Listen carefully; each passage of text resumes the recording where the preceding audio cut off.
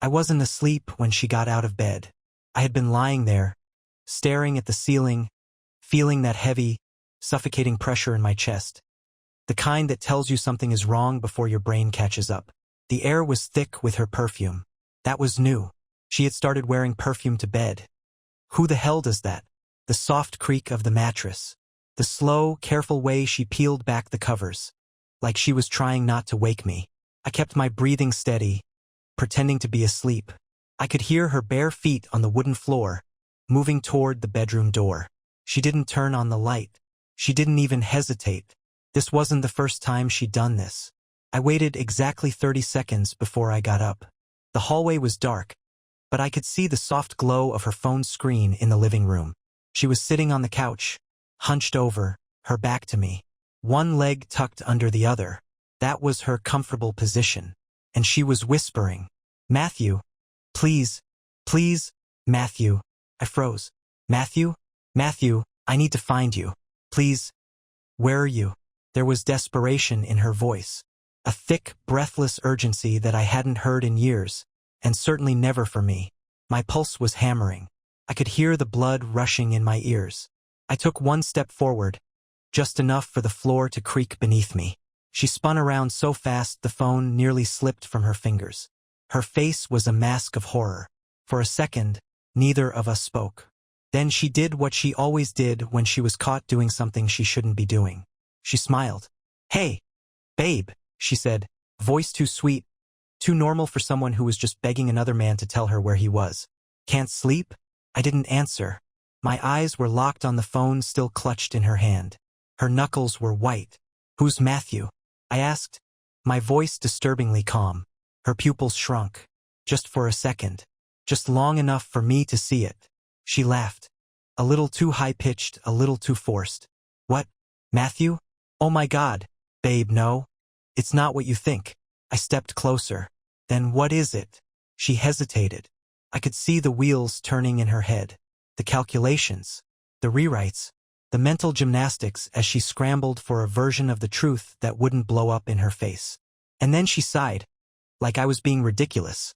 Like she was just so tired of my imaginary accusations. "You're gonna laugh," she said. Tilting her head with that practiced innocence she pulled whenever she was about to gaslight the hell out of me. Ugh, it's embarrassing. I was just checking on my friend's brother. "Okay?" I said nothing. Just stared. She swallowed. "He went through a bad breakup. He was drinking. She asked me to check in on him. At 2 in the morning?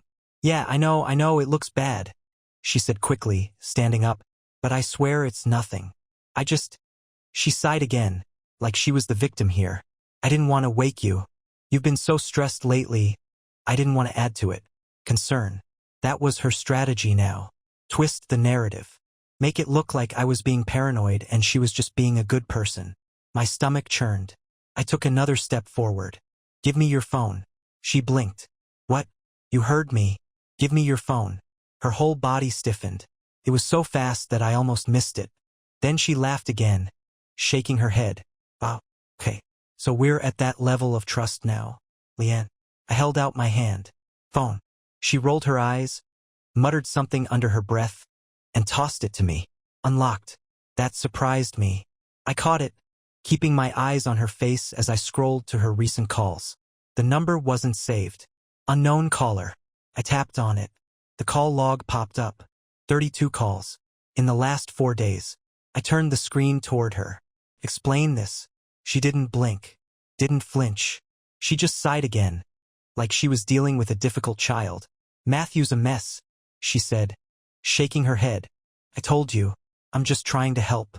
I stared at her, feeling something inside me start to crack. She was lying, so effortlessly. And the worst part? She wasn't even trying to make it convincing that I didn't say anything at first. I just held up the phone, scrolling through the 32 calls she had exchanged with this Matthew in the last 4 days. The proof was right there. Cold, unforgiving, irrefutable. And still she didn't flinch, didn't stutter, didn't break down and beg for forgiveness like a normal person would if they had been caught red-handed. No, Leanne doubled down. "Matthew's a mess," she repeated, her voice so calm it made my skin crawl. "He's been drinking. He's in a dark place. I told you I was just checking in on him. At 2 in the morning? My voice was too sharp now, the rage bubbling up beneath my skin, seeping into my words. You don't understand, she sighed, shaking her head like I was the idiot here, like I was overreacting to something that had a perfectly logical explanation. His ex, she really did a number on him. I just feel bad for him. Okay? I clenched my jaw so hard my teeth ached. Who is he to you? She hesitated, just for a second. But it was enough. It was enough for me to know she was choosing her next lie carefully. She smiled, stepping closer. Too close, like she thought she could still talk her way out of this. She reached out, tracing a hand down my arm. Baby, please, she whispered. Manipulative. You know I love you. Why would I ever? I stepped back. She froze. The mask slipped for just a second. Just long enough for me to see it. Panic. Not guilt. Not sadness. Fear.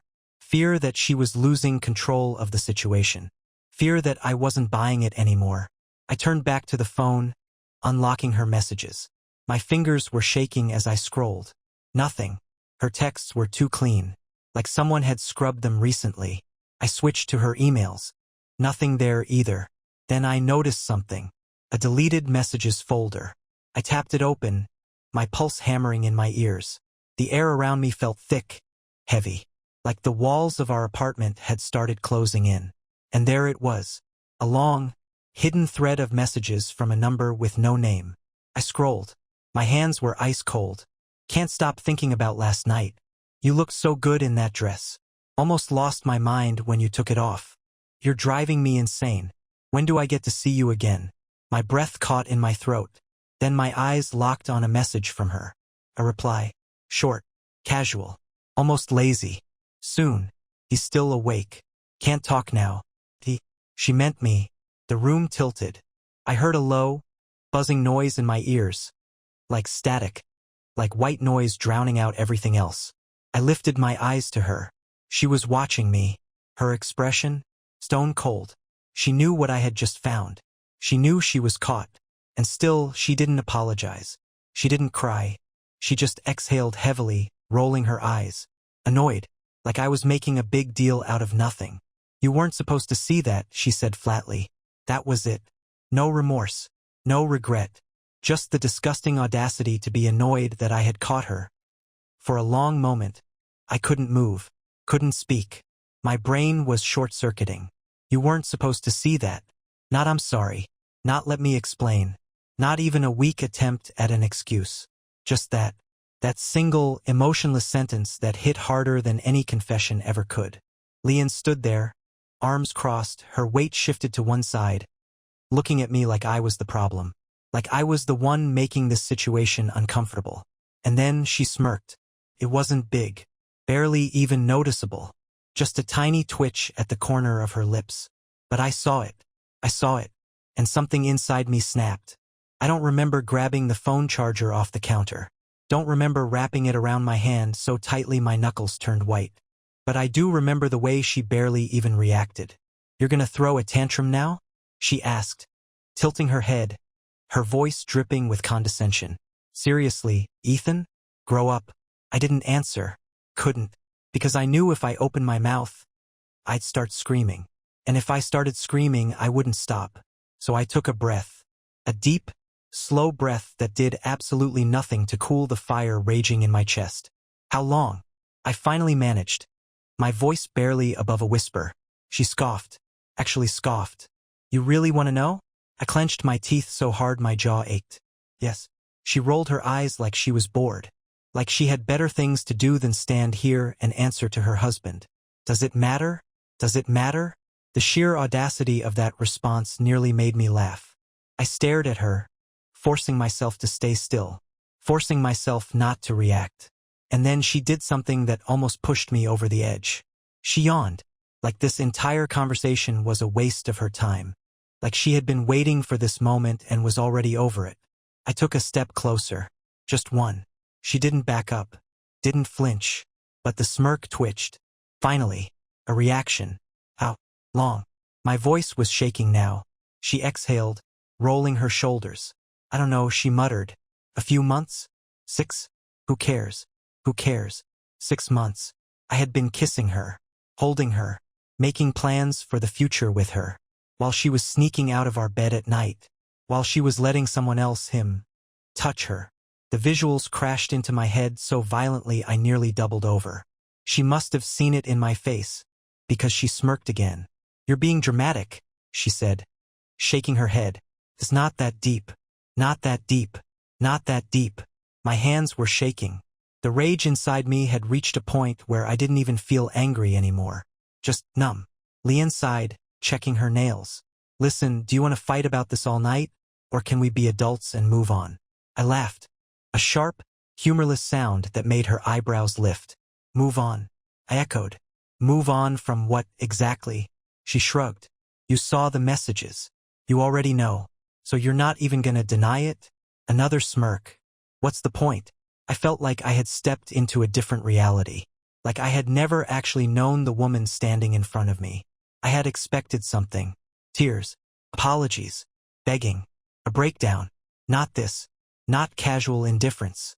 Not her treating me like I was just some inconvenience to deal with before going back to her real life. I ran a hand through my hair, trying to find the words, trying to understand what I was supposed to do next. LEANNE tilted her head, watching me like she was studying an insect under a microscope. And then she chuckled, like she had just remembered a joke. I blinked at her. "What's funny?" She licked her lips, shaking her head. "It's just, you really thought I'd never cheat, huh?" I stopped breathing. She laughed again. A real laugh. "God, Ethan. You're so..." She waved a hand, searching for the word. That was it. That was the moment I officially lost every last shred of love I had left for her. I don't remember moving. 1 second, I was standing there, my hands clenched into fists, my body shaking with rage so deep it felt like it would tear me apart from the inside. The next, I was in front of her, close enough to see the flicker of something new in her eyes. Not fear. Amusement. She was enjoying this. The power. The way she was watching me unravel. Watching my mind rip itself to shreds as I processed what she had just said. "You really thought I'd never cheat, huh?" That sentence was still ringing in my ears, still sinking its claws into my skull like a splinter I'd never be able to dig out. I could hear myself breathing, too loud, too uneven. LEANNE didn't step back. She didn't have to. She already won, and she knew it.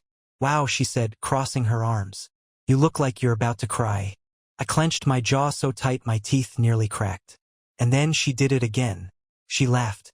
It wasn't loud, wasn't forced, just genuine, easy amusement. Like this entire situation was one big joke to her. Like my pain was funny. I felt something inside me snap. Not the anger. That was already gone. Something worse. Something colder. I had spent the last 7 years thinking LEANNE was the love of my life. That she was my best friend. My partner, my future, and now I was looking at her like she was a stranger. No, worse than a stranger. A monster.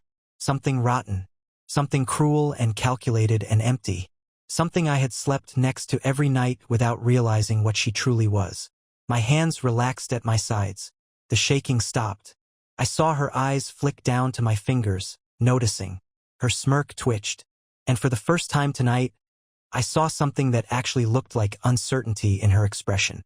"Say something," she said, her voice still bored, but now with the tiniest edge of something else beneath it. I exhaled slowly. Then I nodded. "Okay," I said quietly. She frowned. "Okay, what?" I stepped back. 1 step, then another. Then, without breaking eye contact, I grabbed my jacket off the chair. I saw it immediately, the way her body tensed, the way her arms uncrossed. LEANNE had expected a fight, a screaming match, a war. Not this. Not me walking away. "Where are you going?" she asked, her voice a little sharper now. I didn't answer. I just reached for my keys. She moved then, stepped closer. "Ethan." Still, I said nothing, just turned toward the door. And that's when she snapped. "Oh, grow up, Ethan," she hissed, her voice finally breaking, finally losing that smug, detached tone. "You're really gonna walk out? Over this?" I froze with my hand on the doorknob. Slowly, I turned my head, meeting her eyes. Her face was different now. Not guilty, not apologetic. Angry. Because I wasn't giving her what she wanted. Because I wasn't reacting the way she had hoped. Because I wasn't falling apart at her feet, begging her to love me, to fix this, to explain. I saw it then, the real Leanne. She didn't regret cheating. She regretted losing control. Regretted the fact that I had caught her, that she had been forced into this situation. That was it. That was all she felt. And for the first time in my life, I felt nothing for her. No love. No heartbreak. Just disgust. She stepped closer, reaching for my arm. Ethan, be serious. You're not actually leaving. I pulled away. And the look on her face? Pure shock. Like she had never expected me to have the strength to walk away from her. Like she had never even considered that I might choose myself. I gripped the doorknob. She exhaled sharply. Jesus, Ethan. You're being so dramatic. I turned my head just slightly, just enough to meet her eyes one last time. Then I said the last words I would ever say to her. Have fun with Matthew. And then I walked out the door. The door slammed shut behind me, cutting off the sound of Leanne's voice. But it didn't stop ringing in my ears. Jesus, Ethan. You're being so dramatic. I stood there, just outside the apartment, staring at the peeling paint on the hallway wall. My breath was too fast, too uneven, like I had just run a marathon with no finish line. The weight of what had just happened sat heavy in my chest, pressing down like a cinder block on my ribs. I had walked away, just like that. 7 years. Gone. 7 years of shared holidays, lazy Sunday mornings, late-night talks in bed. 7 years of thinking I knew this woman. And in one night, in one conversation, she had torn it all down like it was nothing. I squeezed my eyes shut, inhaling through my nose. My hands were still ice cold. My body still felt like it was running on pure adrenaline. I should have felt something. Sadness, grief, loss. But I didn't. I felt empty. Like my brain hadn't caught up yet. Like my emotions had shut down before they could crush me completely. The hallway was dead silent. And then the doorknob rattled. I opened my eyes just in time to see the door swing open behind me. Leanne stood there, barefoot, her arms crossed over her chest. Her expression? Icy. You're really leaving? I didn't answer. She scoffed. Where are you even gonna go, Ethan? Huh? You didn't think this through, did you? I clenched my jaw. I had no answer. I had just walked out of my own home with nothing but my keys and my wallet. No bag. No plan. But there was no way in hell I was stepping back inside that apartment. She sighed dramatically, leaning against the doorframe. God, you're so predictable. I turned my head slightly. What's that supposed to mean? She gave me a slow, mocking smile. It means you're always running from your problems instead of dealing with them. I stared at her. Did she really just say that? Did she actually just try to twist this entire situation into me being the problem? Something inside me snapped back into place. A sharp, crystal-clear realization. She had never respected me. Not once. Not in 7 years. And that's when the emotions finally hit. Not grief. Not heartbreak. Rage. I took a slow step forward, watching the way her smirk faltered for just a second. Running from my problems? I repeated, my voice calm. Too calm. That's interesting, Leanne. Because last I checked, I wasn't the one sneaking around behind my spouse's back. She rolled her eyes, like she was already over this conversation. God, she was unbelievable. You act like I murdered someone. She muttered, arms still crossed. People cheat, Ethan. It happens. I let out a sharp laugh, shaking my head. Wow. What? She said, exasperated. You seriously think this is the worst thing that's ever happened to anyone? You think you're the first guy to get cheated on? That's not the point, Leanne. I shot back, feeling my pulse pound in my skull. The point is you didn't even try to hide it. You didn't even care. You just stood there and laughed in my face. She blinked. For the first time tonight, she actually looked thrown off. I stepped even closer, my voice dropping lower. You wanted me to find out, didn't you? She inhaled slightly, just a tiny shift in her breathing, but I caught it. That was it. That was the truth. She hadn't slipped up. She hadn't gotten careless. She had wanted me to see, because she was already done with me. I let out another bitter laugh, rubbing a hand down my face. Jesus Christ. Leanne shifted her weight. Look, Ethan, no. I cut her off, my voice sharp. She didn't get to explain. She didn't deserve a chance to soften the blow, to rewrite the story so she came out looking less like the villain. She had made her choice. And now, I was making mine. I reached into my pocket, pulled out my keys, and removed the one for the apartment. Then, without another word, I held it out to her. She looked at it, then at me. What's this? I stared into her cold, empty eyes. My goodbye. A flicker of something crossed her face. Something like disbelief. Like she hadn't actually thought I'd do it. Like she had expected me to come crawling back, to fight for her, to beg. She didn't move, so I dropped the key at her feet. Then I turned and walked away. I didn't stop when she called my name. I didn't stop when she cursed under her breath and slammed the door behind me. I didn't stop even when the cold night air hit me like a wave of reality. Because stopping would mean thinking, and thinking would mean feeling, and I wasn't ready for that yet. The cold air hit me like a slap. It was the kind of night where the wind sliced through your clothes, where the streetlights cast long, eerie shadows that made everything look just a little more lifeless. I didn't know where I was going, didn't have a destination. I just walked. My feet carried me down the cracked sidewalk, past the parked cars that lined the curb, past the apartment I had shared with LEANNE for 7 years. And yet, for the first time, I felt like a complete stranger on this street, like I had been exiled from my own life. I shoved my hands into my jacket pockets, but it didn't stop the shaking. Not from the cold, from something deeper. The reality was finally crashing down. I had nothing, no home, no plan, no idea what the hell to do next. I could call someone, but who? My parents? No, they lived 2 states away, and I wasn't about to drop my mess on their doorstep. My friends? A bitter laugh scraped up my throat. LEANNE had been my best friend. She had been the one I turned to whenever something went wrong. The one who knew my bad habits, my weird quirks, my fears. Now she was the reason everything was wrong. And I didn't have anyone else. I had been so wrapped up in our marriage, in our life, that I hadn't noticed how much of my world had slowly shrunk around her. I had let my friendships fade. Let myself believe that she was the only person I needed. And now I had nowhere to go. I stopped at the corner, staring at the empty road stretching out in front of me. The streetlight above flickered, buzzing like it was about to give out. I pulled out my phone. The screen glowed in the darkness, illuminating the only name I was stupid enough to still consider calling. LEANNE. My thumb hovered over it.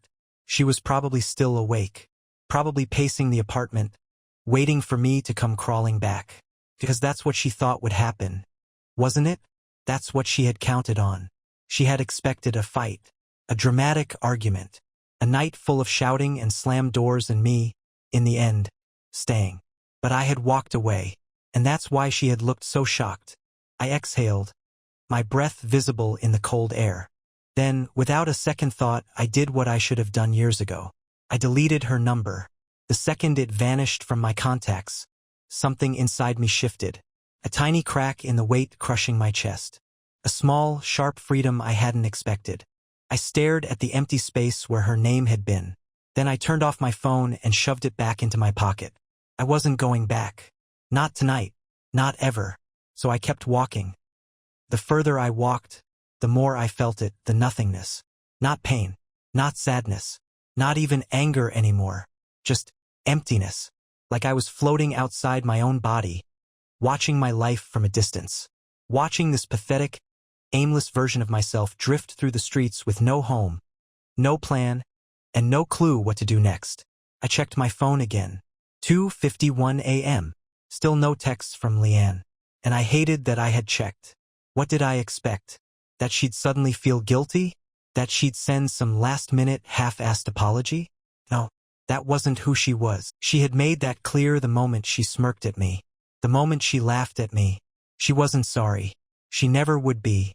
The night felt colder somehow, like my body was finally catching up to the reality of everything. I wasn't married anymore. I wasn't a husband. I wasn't anything. Just some idiot with a dead phone battery and nowhere to sleep. I passed a closed diner, the neon open 24-hour sign flickering like it was mocking me. My feet hurt. My legs ached. I needed to sit down. So I did. Right there. On the curb. A car drove by, headlights flashing against the empty street, but I barely noticed. My mind was spinning too fast to care. 7 years. 7 years of loyalty. 7 years of supporting her, standing by her, making sacrifices for her. And in the end, I was nothing more than an inconvenience she had grown bored of. I ran a hand down my face, my fingers numb from the cold.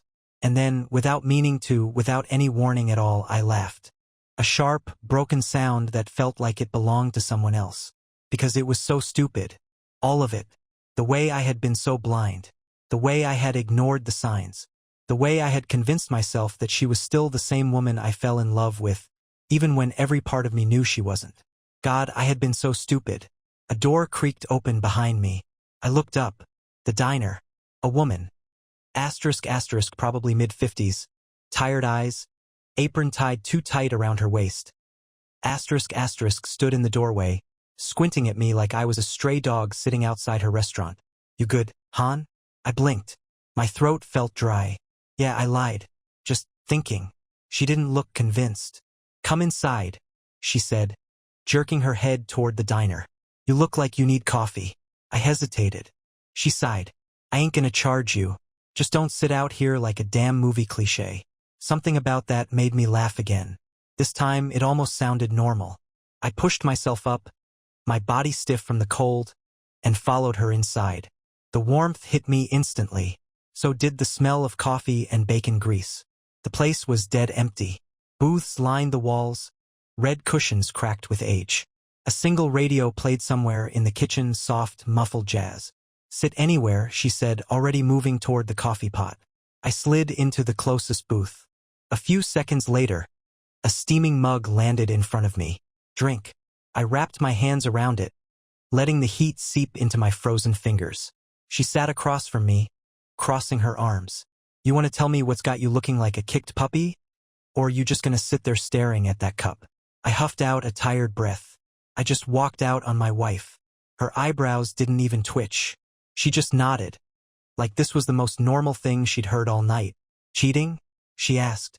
I exhaled sharply. Yeah. She snorted. Figures. It's always that or money problems. I stared down at my coffee. You don't seem surprised. She shrugged.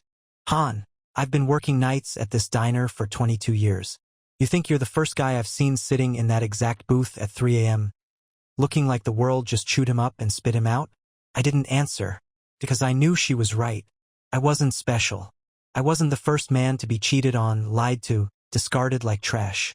I wasn't the first to sit here, lost and broken, wondering what the hell comes next. I wasn't the first, and I sure as hell wouldn't be the last. The woman tapped her nails against the table, studying me. Then, without another word, she slid a piece of pie in front of me. I blinked at it. She sighed. It's apple. It's free. Eat it. For the first time all night, my chest loosened. Just a little. Just enough for me to pick up the fork. Just enough for me to take the first bite. And for the first time since I walked out that door, I felt a little less alone. The first bite of the pie felt like an interruption to the chaos in my head. Warm. Sweet. A little too much cinnamon. But real. Something solid in a night that had felt like one long, disorienting dream.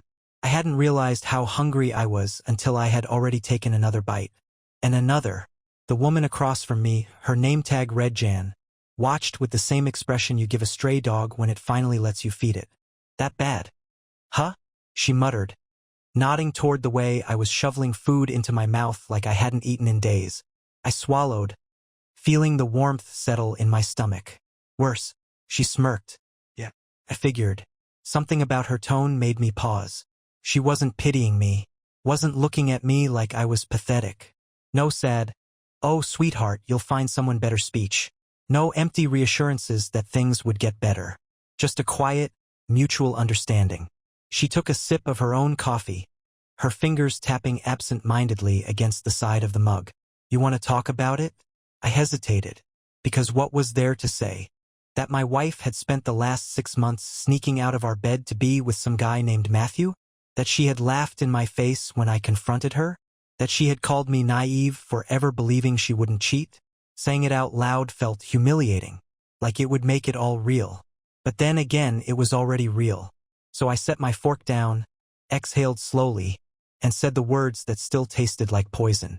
My wife cheated on me. Jan nodded like she had already guessed that much. I swallowed. And she didn't even care that I found out. That part hurt the most. Not the betrayal itself. Not the fact that she had been with someone else. But the fact that it hadn't even mattered to her. That she had stood there, smirking, rolling her eyes like I was some annoying obstacle she had to deal with before moving on with her night. Like I was irrelevant. Jan hummed, swirling her coffee. Let me guess, she said. She tried to gaslight you first, right? Act like you were crazy? Maybe she even played the victim for a bit? I blinked. Then, when that didn't work, she continued, she switched to pure arrogance. Made you feel like an idiot for ever trusting her in the first place. The hairs on my arms stood up. I stared at her. How do you know that? Jan smirked. Honorable, I've been around. She leaned back in her seat, stretching out her legs. Cheaters are predictable, she said simply. They all have the same playbook. Same selfish, entitled mindset. They think they're untouchable until they're not. I ran a hand down my face. She thought I'd stay, I muttered. Jan snorted. They always do. I let out a dry, humorless laugh. I think she wanted me to find out. Jan didn't even look surprised. Yeah, she said. Probably. I frowned. Why though? If she wanted to be with someone else, why not just leave? Why not just, because that's not how people like her work, Jen cut in, shaking her head. She didn't want to leave. She wanted you to leave. She wanted to push you to the edge. To break you down until you either left on your own or stayed and let her keep doing whatever she wanted. I clenched my jaw. That way, she never has to feel guilty, she continued. If you stay, she gets to have her cake and eat it too. If you leave, she gets to tell everyone it was your choice. The weight of her words settled deep in my chest. Because it made too much sense. LEANNE had never looked guilty. Never looked remorseful. She had looked annoyed. Like I was taking too long to do what she had already decided I would. I pushed the plate away, my appetite gone. Jan tapped a nail against her mug. What are you gonna do now? That was the million-dollar question, wasn't it? I exhaled, rubbing my temples. I have no idea. Jan hummed. Got family around here? I shook my head. They're in Ohio. Friends? A bitter laugh slipped out. Not anymore. Jan didn't push. She just watched me for a long moment, like she was debating something. Then she sighed, grabbed a notepad from her apron, and scribbled something down. She slid it across the table. I looked at the messy handwriting. An address. And a name. Who's this? I asked. A friend, she said, stretching. Runs a motel a few blocks down. Tell him Jan sent you and he'll give you a room for the night. I hesitated. Don't worry about that, she cut in, standing up. Just get some sleep. You look like hell. I stared at the paper. Why are you helping me? Jan smirked. Because, Han, you're not the first man to sit in my diner at 3 a.m. looking lost. And you sure as hell won't be the last. She patted my shoulder once, firm but not unkind. Then she walked back to the counter, grabbed a rag, and started wiping down tables like we hadn't just had the most honest conversation I'd had in years. I looked back down at the address, then at my hands, then, finally, at the empty seat across from me. I had no idea what tomorrow would look like. But for the first time since I had walked out of that apartment, I had somewhere to go. The walk to the motel felt different. Not just because the air was getting colder or because my legs were aching from hours of wandering, but because, for the first time all night, I had a direction. Even if it was just a room in a rundown motel. Even if it was just for the night. Jan's note was crumpled in my hand, the ink slightly smudged from my sweaty grip. I checked the address again as I turned onto a quieter street, where the neon glow of a flickering vacancy sign was the only thing cutting through the darkness. The building was old, the kind of place you drive past 100 times without noticing. The paint was peeling, and the parking lot was nearly empty except for a few beat-up cars. But right now, it looked like a goddamn sanctuary. I walked up to the front office and pushed the door open, setting off a bell that jingled somewhere above me. The guy behind the counter barely looked up from his newspaper.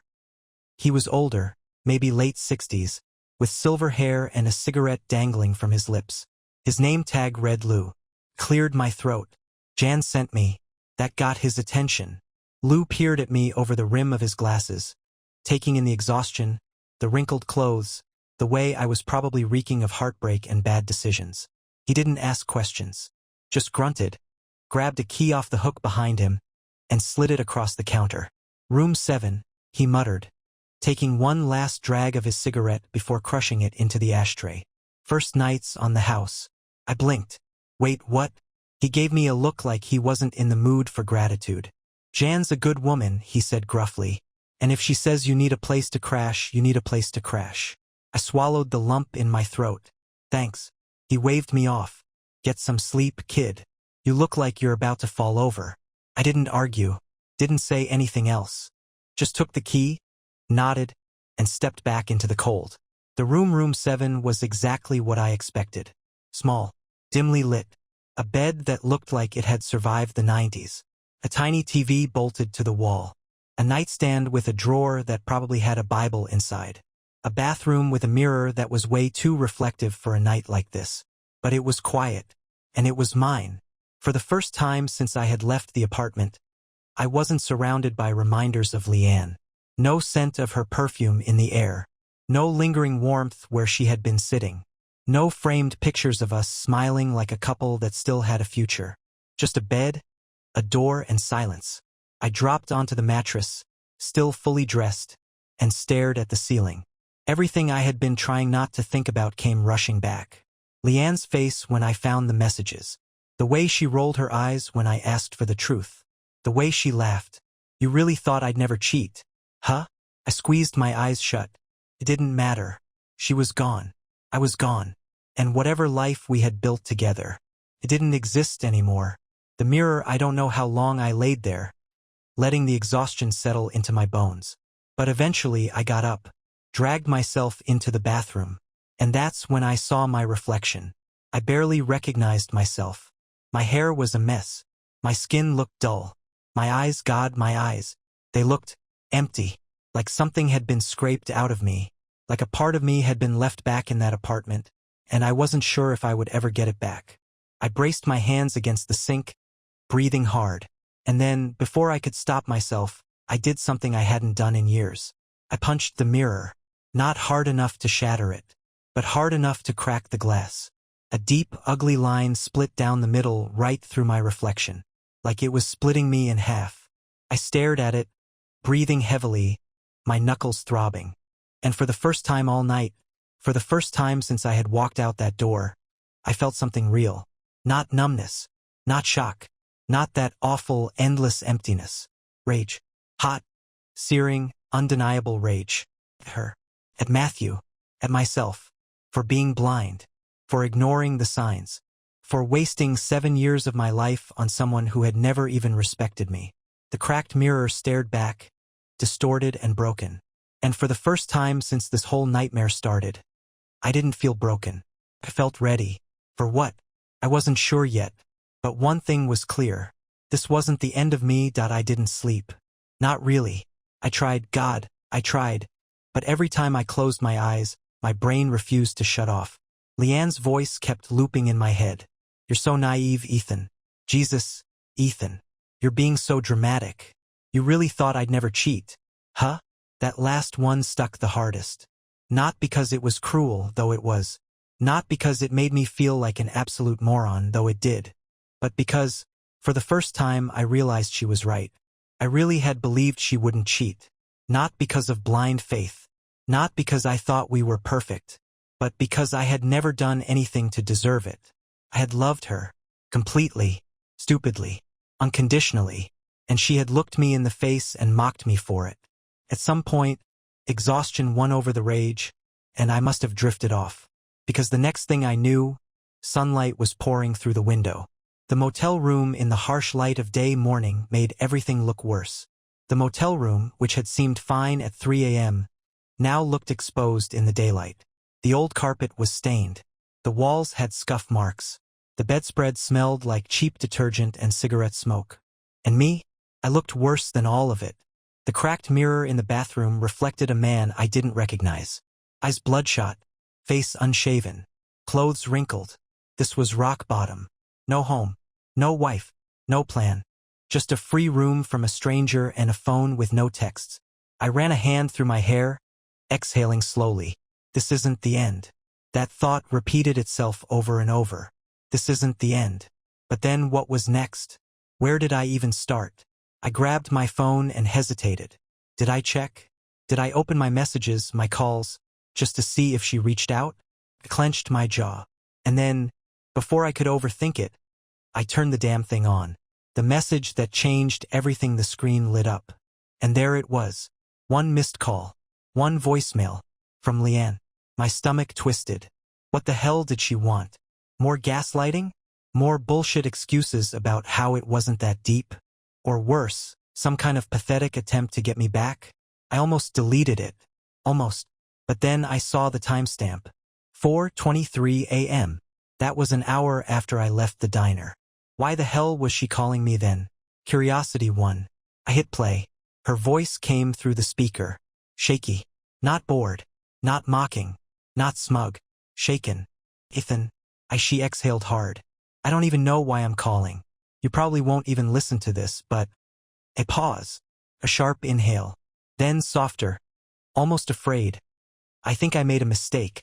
I froze. The room around me blurred. A mistake. A mistake.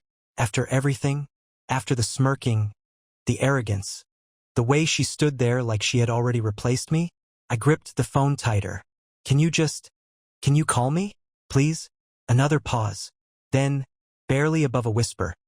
And this part sent a shiver straight down my spine. I don't feel safe, Ethan. Then the line went dead. The rage is gone. Something else takes its place. My fingers hovered over the screen. The voicemail sat there, taunting me. I don't feel safe, Ethan. What the hell did that mean? Was it a lie? Another manipulation tactic? Or was something actually wrong? I clenched my jaw, my heart pounding. For the first time since walking out, the rage wasn't there. Something colder had replaced it. Something that made my gut twist in ways I didn't like. Because as much as I hated her, as much as I knew she didn't deserve my help, I still needed to know what the hell was going on. My thumb hovered over the callback button. I don't feel safe, Ethan. Her voice wasn't right. Not smug. Not dismissive. Not mocking like it had been the night before. This wasn't the LEANNE who had laughed in my face. This was something else.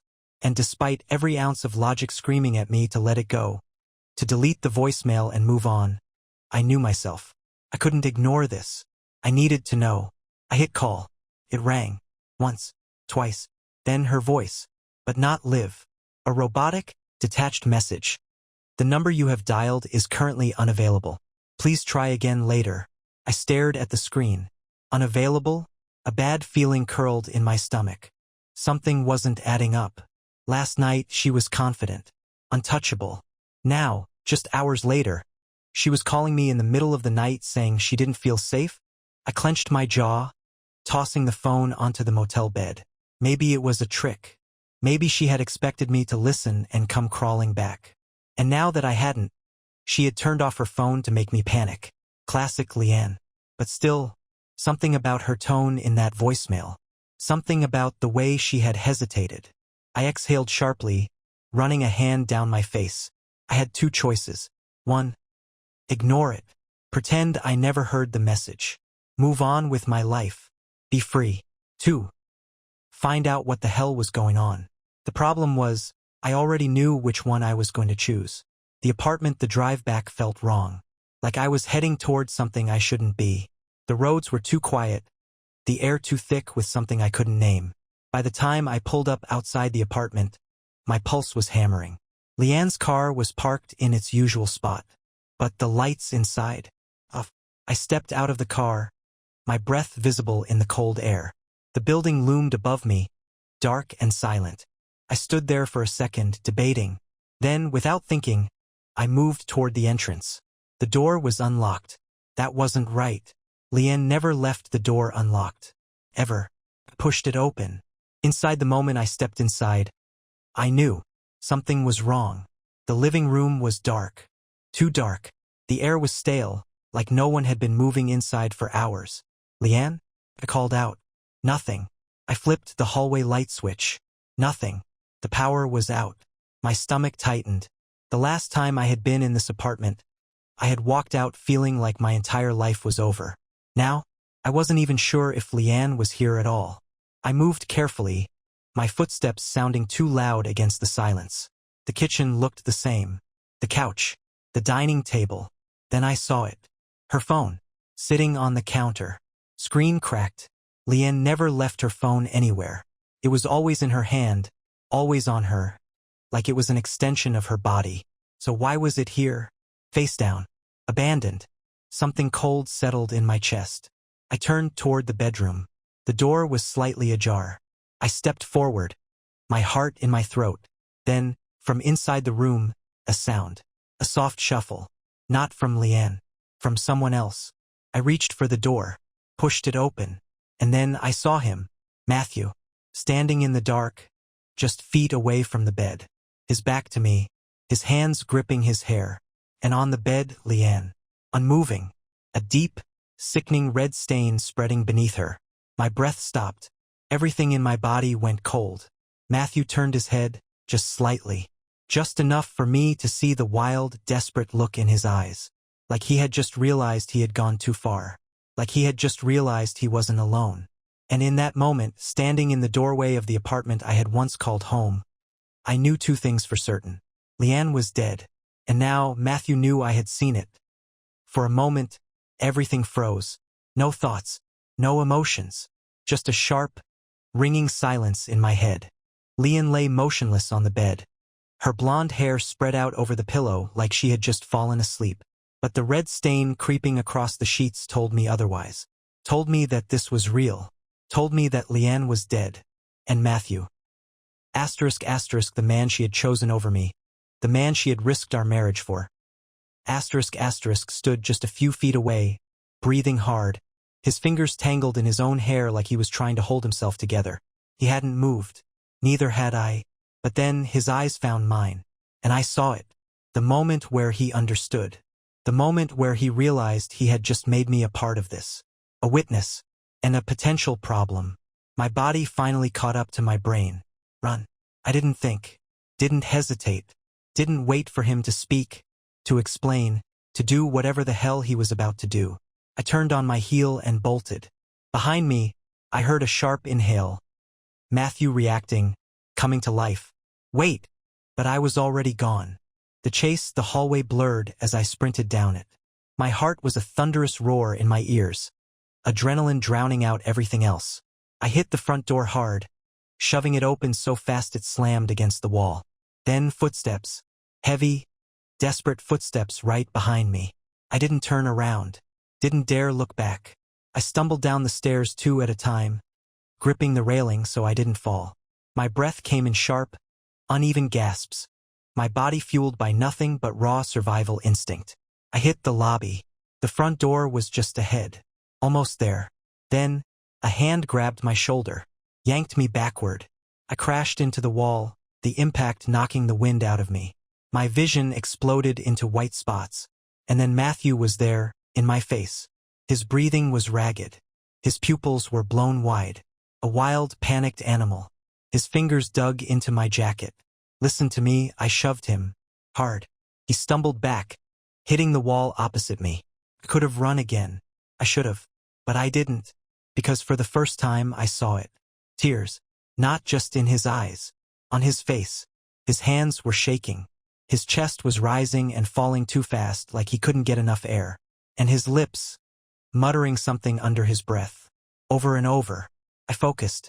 Tried to hear it through the pounding of my own pulse. I didn't mean to. I didn't mean to. I didn't mean to. A chill crawled down my spine. Matthew's wild gaze locked onto mine.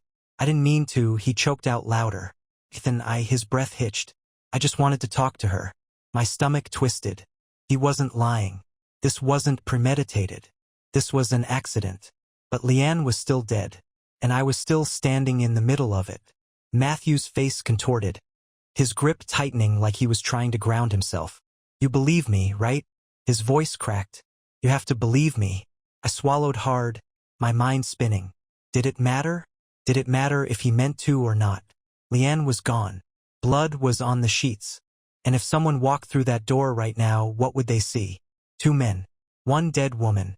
And me standing over the body. The realization slammed into me like a freight train. My chest tightened. This looked so bad. And Matthew knew it too. His eyes darted toward the door. We need to fix this. Fix this? My pulse pounded. What the hell are you talking about? Matthew let out a shaky breath, his hands raking through his hair. I don't know. But you can't leave. If you leave, they'll think you did it. The words settled in my bones like ice. I stared at him. His face. His panic. His complete and utter loss of control. And for the first time, it hit me. LEANNE had traded me. ***, a man who would have done anything for her. *** for this. For someone who had no idea what to do now that everything had gone to hell. A bitter, almost hysterical laugh bubbled up in my throat. This was her perfect Matthew? This was the man who was worth throwing away our entire life for? And now, in the worst moment of his life, he wasn't thinking about her. He was thinking about himself. A new emotion took root. Not sadness. Not betrayal. Disgust. Matthew swallowed hard. Look, we can say she was already like that when we got here. We can shut up. The words came out sharp. Cold. He flinched. I stepped closer, lowering my voice. You think I'm gonna cover for you? Matthew's mouth opened. Closed. You killed her. I whispered, my pulse hammering. You ended this. And now you want me to help you? He didn't answer. Didn't deny it. Just stood there.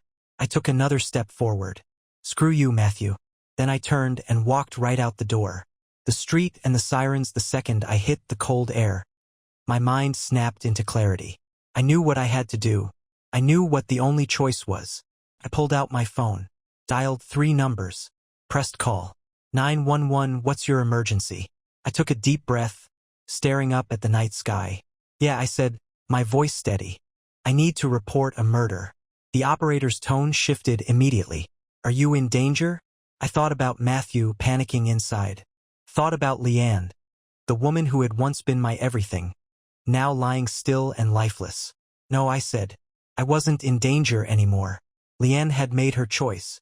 Matthew had made his. And now, I was making mine. Because after 7 years of being blind, after 7 years of believing in something that never really existed, I could finally see clearly. And I was never looking back.